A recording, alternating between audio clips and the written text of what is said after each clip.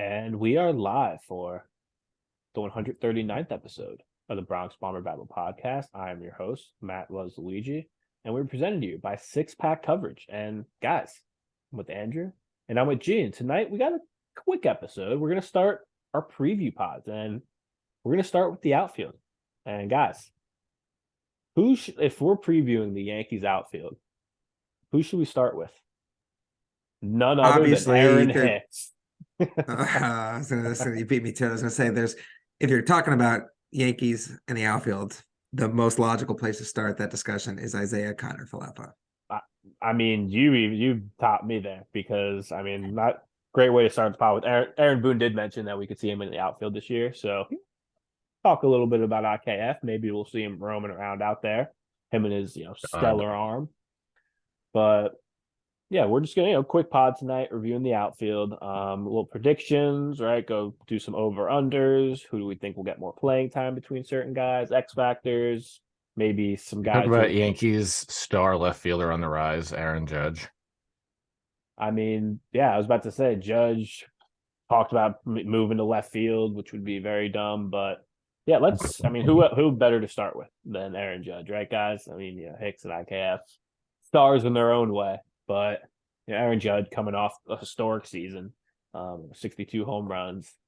Right now, the Vegas has his over-under total for home runs right now at 45.5. So I think that's just like a good place. Do you guys think he will go over that? And for Baseball Reference, they do their projections, 2023 projections.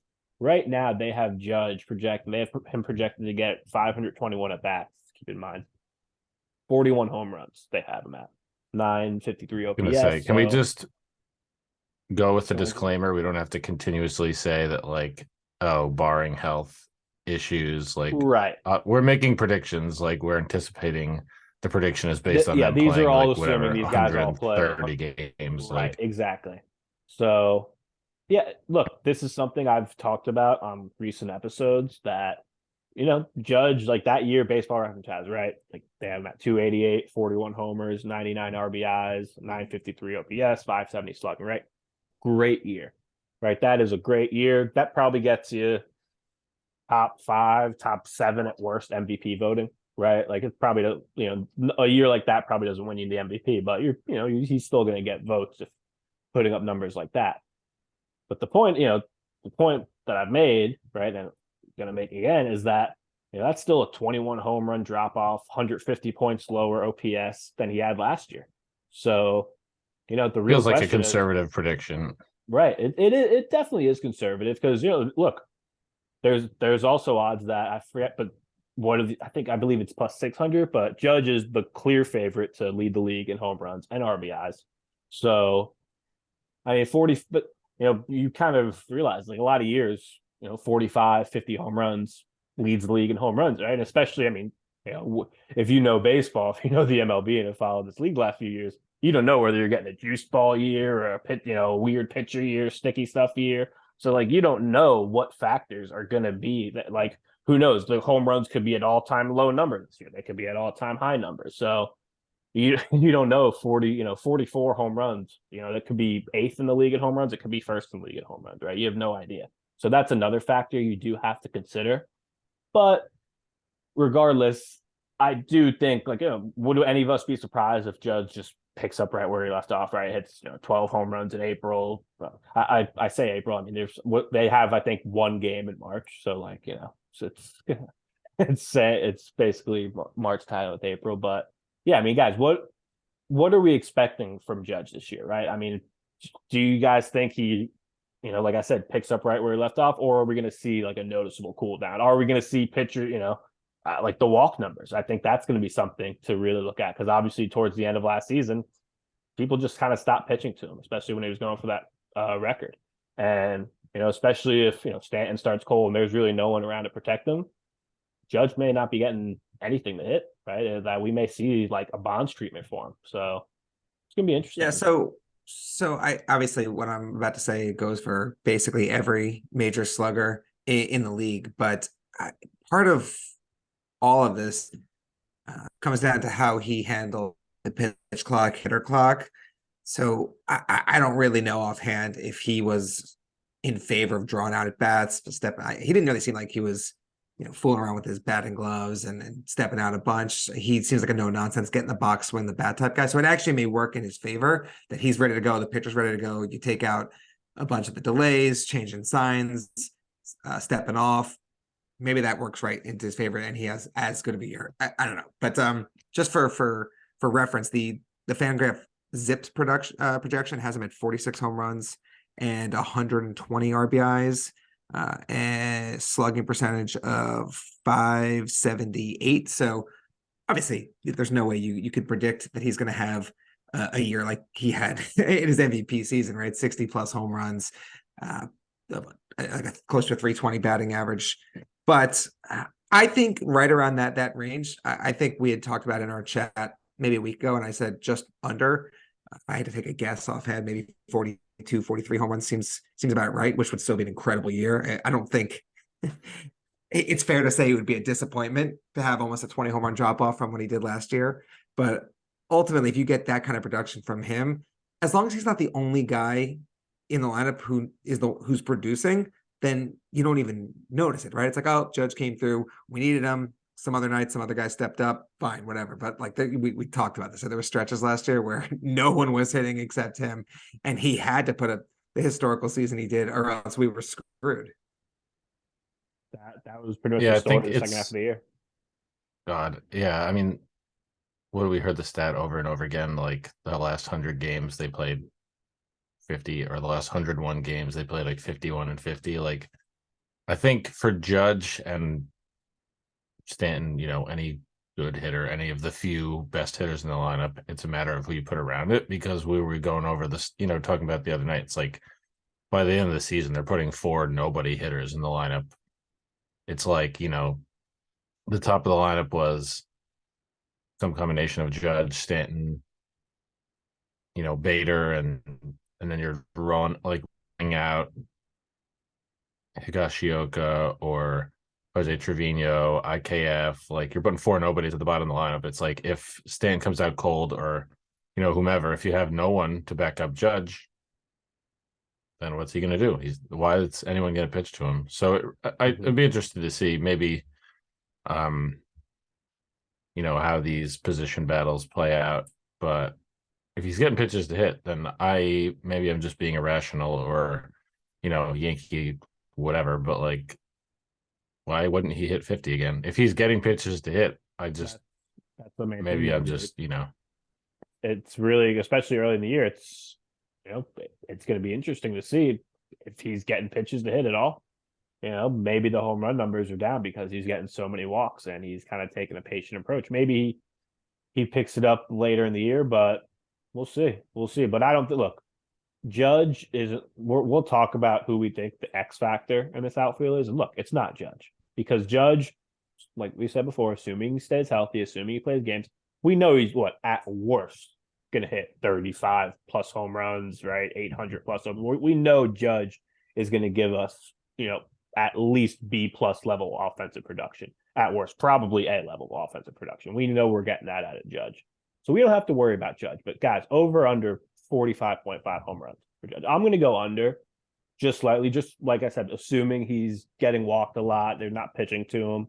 But I do think he still gets to, I say like 43, 44, like you said, Andrew. I think that's a good number. And that's still a great year. Over. Okay, G's going over, right? 50.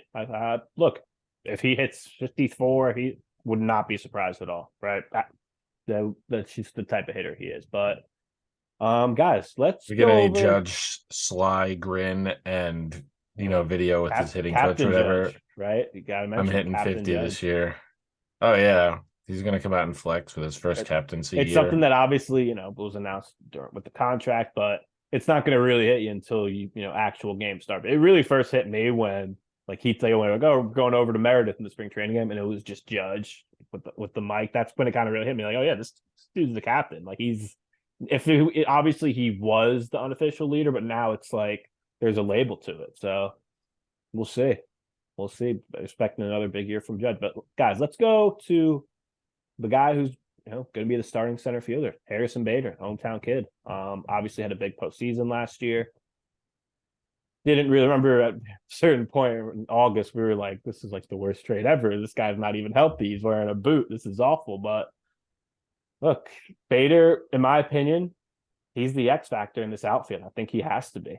I mean, like I said, we know what we're getting out of Judge, right? I think we know we'll talk about this guy a little later, but we know what we're probably getting out of Aaron Hicks, right? Like he's probably, if he even is healthy, which is a huge if, he's probably going to give us subpar offensive production. And then we saw how much his defense dipped off last year. So hey, this Harrison Bader's the X factor, man. He really is. This guy, look, you look at his career numbers, right?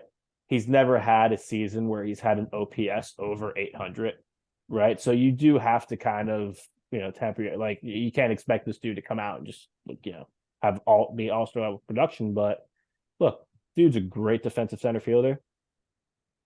If he's just a slightly above average offensive player, that's huge for the Yankees. With the defense he plays in center, I mean, like I said, Harrison Bader is the X factor. So, like, what are we really expecting from Bader this year? Are we? I don't think any of us are expecting the guy we saw in the postseason, right, hitting 5 home runs, just looking like a monster. I don't think we're expecting that, but I don't think it's crazy to expect, a slightly above average offensive year from him. I don't think so either. Obviously, he's not going to be a guy hitting home runs at that pace. But if you go back to his, I don't even want to say his last full season because he hasn't really played more than I think like 130 games in any season in his career. But like go back to 2021, he hit 16 home runs in 103 games. So like there's definitely power in his bat. But we acquired him to be an elite Gold Glove winning center fielder, speed on the bases. Guy's going to put the ball in play and be a nuisance at the bottom of the lineup. So if you get power on top of that, then it's exactly what we expected. If fans are going in with the expectation of, he was one of our bigger home run hitters last October and he needs to be that guy this year, you're probably going to be disappointed because I just don't think he's going to be that guy. But as long as you have the proper expectations, then he's everything that we needed last year that we weren't getting from Hicks. You get a full season of that, and you're going to see his impact more in the field and on the bases than you are in the batter's box, and that's fine. Yeah. Bader actually did in his second and third season. He played 138 and 128 games, but he had 12 home runs in both of those, which, like, again, not what you got him for. But I think over the course, if he does play that many games, he could hit 20 home runs, and that would be a nice little bonus. It's meaningful to have him because he is really good, Gold Glove caliber center fielder. Like they played Judge so much out there last season. And Judge, one of the 2 or 3 best right fielders in baseball, is very naturally good. And like when they put him out there, it was fine, but like it's not what you want. Shouts to Judge already. I'm borrowing his line. It's not what you want. Obviously, because you don't want him to get hurt playing center fielder. It's more demanding. You have to cover more ground and all that stuff. Like Bader is fast and he's going to cover ground. He's going to be able a little bit more freely center field because, Judge is going to go out and run around, dive for every ball in center field. But like, so it'll positively affect the defense in that way. And yeah, if you could get Bader in that, 270 batting average range, maybe hit 20 home runs. The Yankees are never going to run the same lineup out there every day. They just don't, right? Like, so Bader is going to hit whatever, 1st and 6th and 7th and 8th and 9th and wherever else, every day of the season. But if you could get that bottom half of the lineup, we had, again, so many nobodies in there on a daily basis. If you get him in that 260, 270, get him on base, steal a bunch of bases, maybe pop 20 home runs, then like that's an upgrade in the field and at the bottom of the lineup. That's all you really need. Yeah, absolutely. I mean, here's the thing. And we're obviously going to do a separate infield preview, but you really need between Trevino and Bader, 2 guys who are, and I mean, even throw Donaldson in there, 3 guys that you have in the lineup because of their defense. It's like you need at least one of those guys to hit. You can't just have 2, 3, all defensive guys in your lineup. It's now Baseball Reference they only have them projected around like 400 at bats, so that's could be anything. But they do have projected a 711 OPS, 12 homers, and 397 at bats. So, that's kind of what he's been for most of his career. So it's kind of to be expected. But yeah, guys, let's for 2022 in total, obviously had the foot injury, played 86 games. Like the Yeah, last 22 time was a he wash. played more than 120 games in a season. 2020 doesn't count. He played 50 games that year. He played in 2019, he played 128 games. So like the last couple of years, he's been here and there. But like I said, Bader, that's the X factor to me. If he could have a big year, and like I said, by big year I mean just 20 home runs, right? A season like that, playing the defense he does, that's huge for the Yankees. Because the guy we're about to talk about next, pretty briefly, because I really don't think there's much to preview, is Aaron Hicks.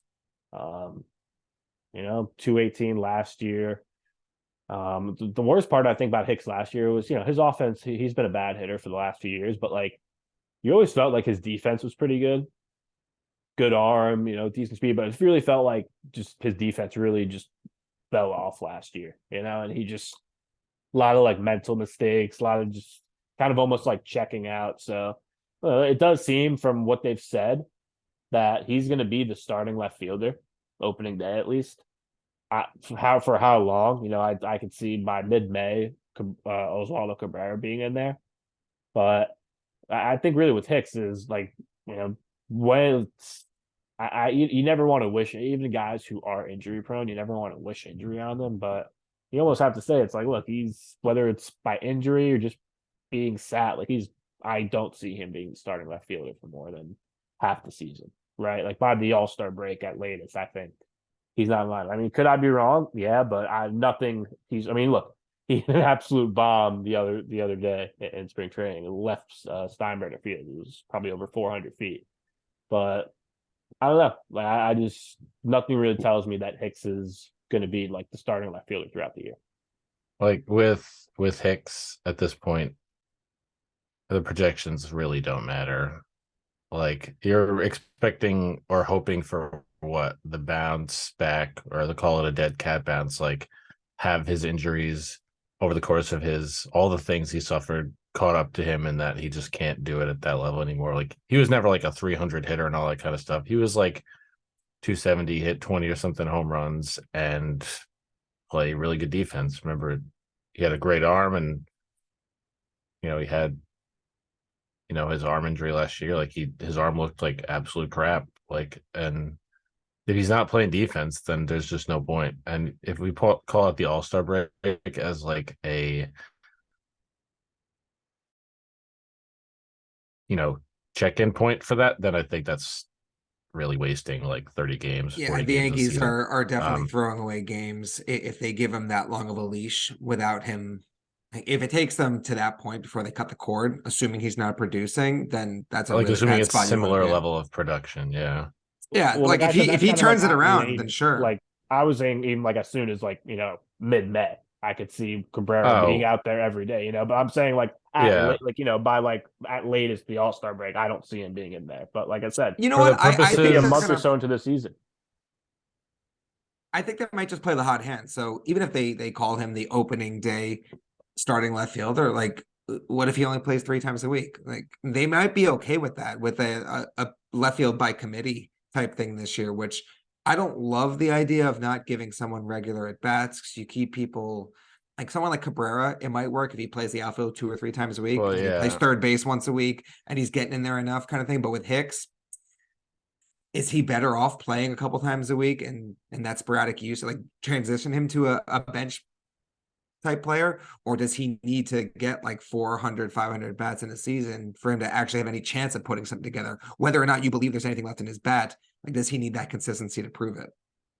It's easier to make an arrangement like that because when you don't play Oswaldo Cabrera in left field, you can play him in second or short or third or whatever. Again, he's listed on the Yankees website right now as a third baseman, which is funny and interesting to me. Maybe it's nothing, but like I think for the purposes of the next 3 weeks, if you're talking about Aaron Hicks being the starting left fielder, I think you have to like be an absolutely like showstopper. I think someone has a job for him in the next 3 weeks, and beyond that, it's like a month and a half. Like if he's batting 215 and doing his Aaron Hicks from 2022 thing, then you get a month or 5 or 6 weeks. And if other than that, like at that point, if it's not happening, then at that point you have to start being like, hey, look, this is lost this is a lost cause and eat it or trade him for a single A relief pitcher, whatever you do. But like,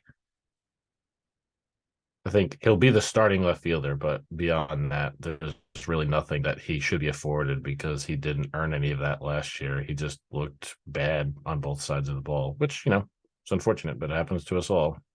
Well, the question is, let's just assume, like I said, let's just assume Hicks by like mid-May, the Yankees say, okay, well, Hicks is unplayable, right? He's hitting 150, whatever the case. He's just unplayable. He needs to be on the bench and, maybe play once a week.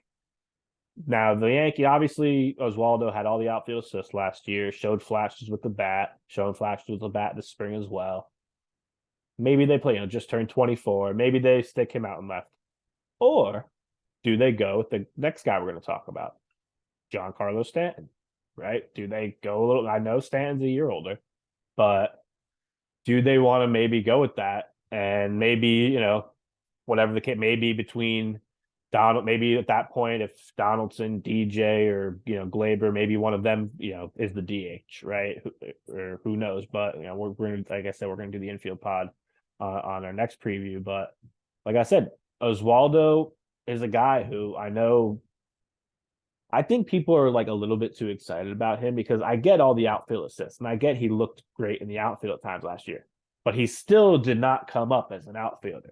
That still matters. And look, a lot of guys are just ball players, right? And you literally put them anywhere and you give them some time and they're going to be good at that position. Maybe he's one of those guys, but I don't know. At the same point, I'm like, it is kind of a risk that, if Hicks is just unplayable, you're sticking with the guy who, came up as an infielder. I do think there's some risk in that. It's definitely a risk, but I guess it's a risk along the lines of like Nick Castellanos or Kyle Schwarber playing the outfield in the World Series like the Phillies did, right? If there's enough in the bat, then you got to find a way to get him into the lineup. Now, again, you could argue, well, if there's something in his bat, he came up as an infielder, why not throw him at third? Why not throw him at second? You can even put him at shortstop, right? But I'm less concerned about the defense. I really, it would take it becoming like a real problem, like where it rears its ugly head every night. Like, and you just see he's not comfortable. He's not used to being out there until you start saying like, all right, like this isn't working. Like we tried, but I'm comfortable with him in the outfield, even if he's just adequate. His offer over a guy like Hicks, right? If Hicks was astronomically better defensively, then it's a closer conversation. It's like, how much do you value defense versus offense? But if Hicks is doing neither, then at least get the bat in there. That being said, how much of what we saw last year is a flash in the pan, right? Like this he did win the Eastern League MVP in 2021 as the MVP of AA, right? So like he certainly is a good player all around, obviously playing infield that whole season. But this would be his first full season, so you really get an idea of how he's going to play over the long term, like playing 5 games in 7 days for 12 weeks straight. Like how much does it wear on him? To major league pitchers looking at film of him, seeing weaknesses in his swing and attacking that. We haven't seen any of that, and that's the risk with any young kid, right? Like the Astros rolled the dice with Jeremy Pena and were rewarded for it last year, but ultimately, I think you gotta play him as much as you can, find space for him, and then worry about issues as they show, if they show at all. Right. Like I said, it's always anytime you give a young kid the basically the keys like that, it's always a risk. But yeah, I do think they got to give him a chance. But if you're flipping a coin, right? Aaron Hicks versus Oswaldo Cabrera, you're like, hey, we're flipping a coin with, is this guy who was really fun and interesting and pretty good last year for real? Or are we flipping a guy be like, is this guy who was really awful and looked like he was pretty dead last year gonna magically come back to life? Like, if you want to give Aaron Hicks, like, hey, you know what? Here's your tip of the cap. Like, you get the courtesy of being the starting left fielder on opening day, whatever. But like, all, and you could say, we talk about this shortstop. We talked about IKF already, but like, to upgrade in left field offensively and defensively, all you need to be is like competent and like decent. That's really all you need. And if Oswaldo Cabrera, he's got that juice. At the very least, he's got a good, like, youthful energy about him, and Aaron Hicks just really didn't have that. So, um, yeah, I mean, I would rip the Band-Aid off and just let him play most of the time in there right off the rip anyway. But, like, his case is way more interesting because he could play left field and he could play right field and he could play all those spots. I don't really think they should be moving Judge out of left or out of right field. I think they would be way more intelligent to just like put Stanton out in left field if they needed to put him anywhere, and then do Waldo and Hicks and whatever else they do around. Well, that's the last guy that we're going to talk about before we wrap this up is Stanton, right? Stanton last year, 110 games, just under 400 at bats. He had 31 homers, but a 211 average, OPS of 759. Really kind of had a down year, way too many swings. Went through some brutal Stanton stretches like he does. There's some brutal stretches. And look, that's another guy where I'm not sure how much he's going to play in the outfield, but I think they need a little more out of Stanton next year or this season. They really do. And for that reason alone, I know you referred to Bader as the X factor in the outfit. For me, it's Stanton. It's just because I was thinking about what his upside is.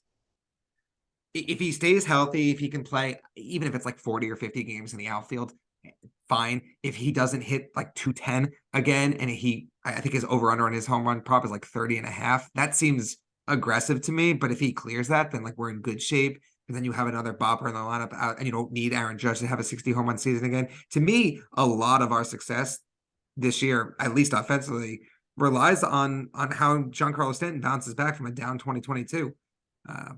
He really is like, and he's a former MVP. He's a super impactful bat. We saw that he always rises to the occasion in the postseason. But man, when he's hot, and he's cold. He's like one of the worst baseball players you've ever seen hit in your life. So you can't have that over extended stretches. The most Stanton stretch ever this season was when he had, he had 48 at bats and he was like 548 and all 5 hits for home runs. I'm like, dude, that if that is not Giancarlo Stanton to a T. Stantonian, you might say. I'm like, if someone asked you to why do people get mad at Stanton? You would just show them that graphic of he's 5 for 48 with 5 home runs. This guy is amazing power hitter, but bro, how do you get out 43 times in 48 at bats when you're as talented of a hitter as you are? Consistent, even he does. It's not like he does it once every. It seems like he does that 2 or 3 times a year. So, and we forget that he was an all-star. Remember, him and Judge both started in the outfield of the American League. So that season went off the rails post all-star break very hard because he had a strong first half of the year. I'm looking at his numbers now. I forgot he had 31 home runs. Kind of my mind said he hit 25 and only played 90 games. He played almost 120 games. He was bad. And 110 games, 31 home runs. So the power numbers were there, if he plays 20, 30 more games, he probably has a 40 home run season. But it's it's definitely a wild card, man. I mean, he's going to play healthy too. That's another major 80% of his games at DH, which is fine. But I don't know. If we're talking about the outfield arrangement in general, I just don't understand why they feel the need to experiment with Judge in left field. That's stupid. If you're bending over backwards for Carlos Stanton to get him into the outfield, and it comes at the price of displacing your MVP to a different position, you're really not prioritizing what matters most here. Yeah, right? I get they want to if they say, we trust Judge, he can adapt to left field, fine. We're better off having Judge play his Gold Glove level outfield in left, and Stanton providing the best possible outfield defense he can provide being in right field. I get the gamble there. I get why intuitively they're doing it, but think about what you're doing. Does the ends really justify the means there? You're displacing the guy who just won the MVP and played center field for the most part just because we needed a center fielder, but he's obviously a right fielder by trade, moving him to a position that he may have played in college or in the minors, but it's never really played in the majors, just to get another guy who's primarily a DH into the outfield. That it doesn't add up. It seems like they're just, maybe it's just some spring training bullshit that they're doing, but it's Judge is a Gold Glove caliber right fielder, Bader's a Gold Glove caliber center fielder, and on any given day, rolling out 2 Gold Glove caliber outfielders is better than most other teams, right? moving him to a position, even if it's for 10 or 15 or 20 games, like you're downgrading 2 positions because Stanton for his career was pretty good right fielder, but he's not as good as Aaron Judge. And then you're moving Judge to a position that he'll, by all accounts, probably be pretty decent at, but there's just there's no point. Like it feels to me like secondarily that you're bending over backwards then to cater to like, oh well, we can keep Aaron Hicks on the roster and play him however long, or we can, like it just seems unnecessary. It just seems fucking stupid. Like why I don't understand why they and maybe I hope that's just something they said, that it just turns out to mean nothing because really there's no reason to displace Judge from right field. Really. There really isn't. like If anything, you put yeah, Stanton in left. But I mean, look, he's played there. He played like the bulk of a few seasons there. Like he's not as good as Aaron Judge in right field, but like he's fine and decent in the outfield. Like if you need to put him in the outfield, just put him out there. Like, right. So what are they worried about? Like clearly playing in Yankee Stadium isn't as much of an issue. Like I get the left center field power alley is a lot of ground to cover. And like what are you worried about him having to deal with the gigantic left field at Camden Yards? Like if that's the case, just play him at DH those nights. Like yeah, you can work around it that way. Having Bader next to him in center field is going to cut off some of the space that he would otherwise have to account for. Yeah, right. Helps cover up a lot of things when you have slower left and right fielder. So the Yankees are definitely still looking at the Yankees are 28-2 all time when both Judge and Stanton hit home runs. We get a lineup, even if he plays below average defense. He seems to hit better when he plays defense.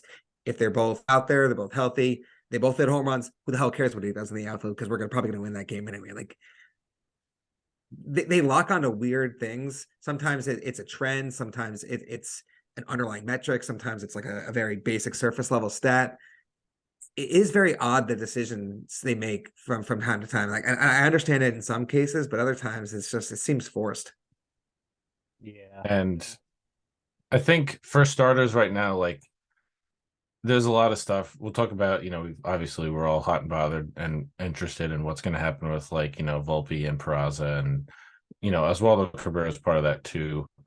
But we still we still have the Donaldsons and the IKFs and the Hickses on the roster. Like for now, it's like these guys are still here. They're still established, as what they are. But it's like until these kids take the job, or these other, the veterans prove that they're just like fully shot and finished.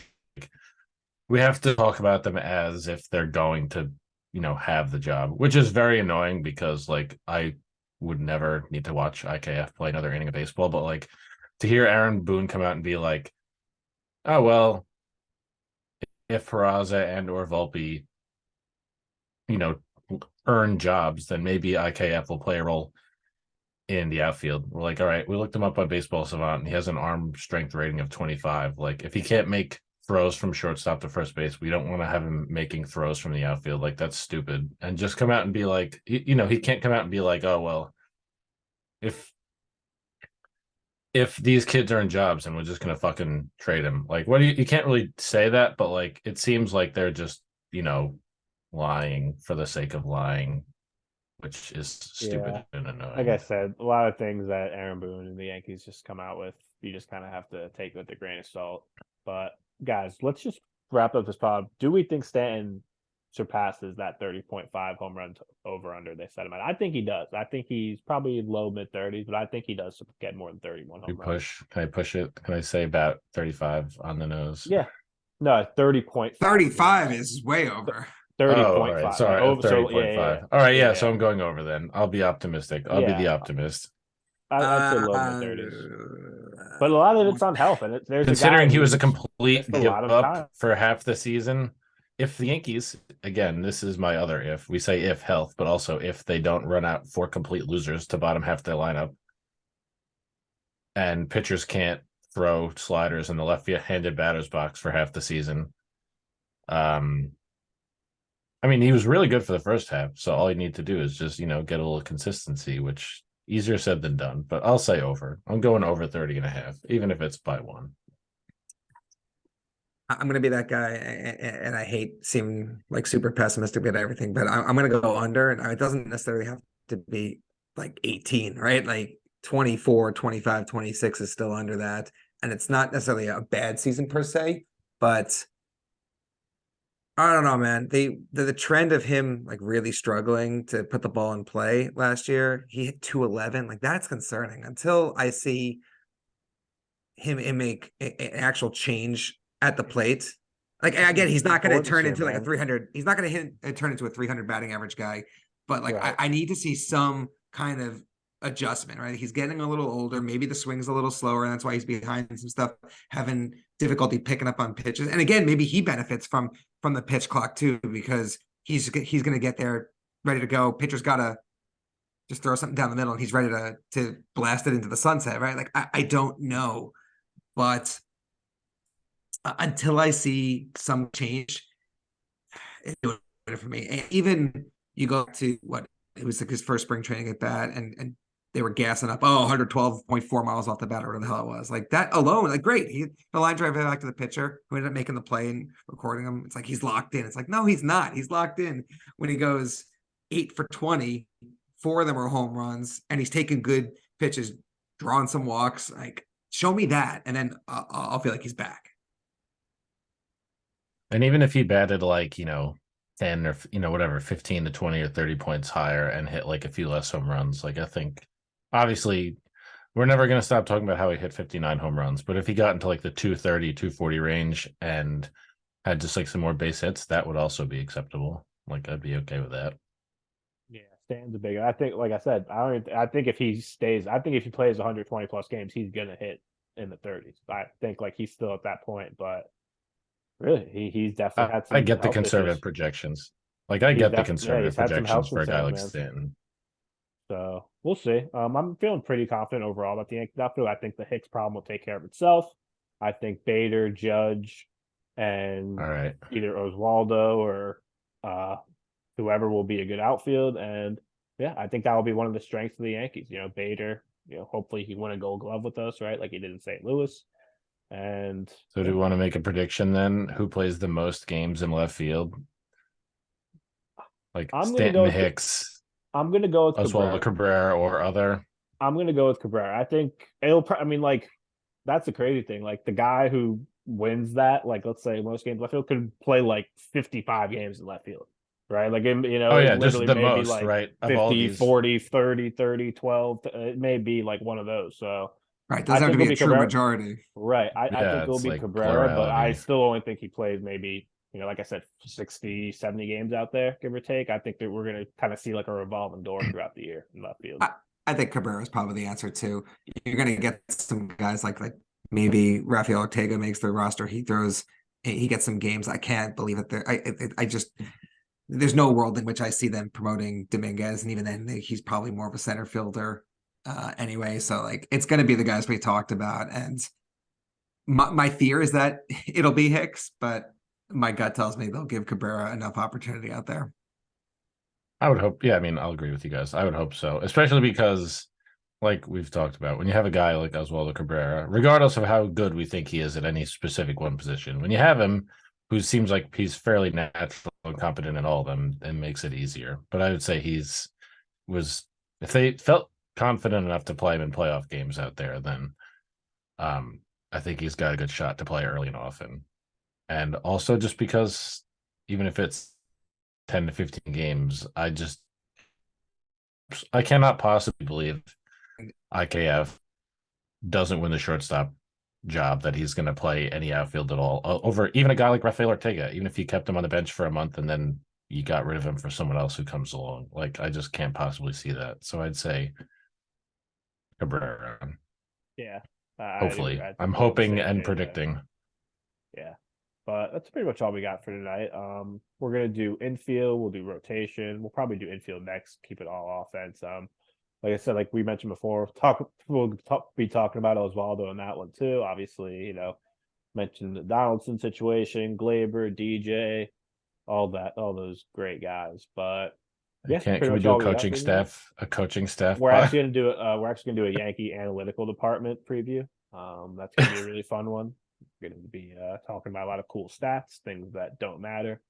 We're going to have people on the pod who have never played baseball or any competitive sports in their life, and they're all going to work for the Yankees because that's who they hire. But anyways, that's another discussion. For Luigi, for Andrew, for G, this was the Bronx Bomber Battle Podcast presented to you by Six Pack Coverage. And we'll see you guys next time.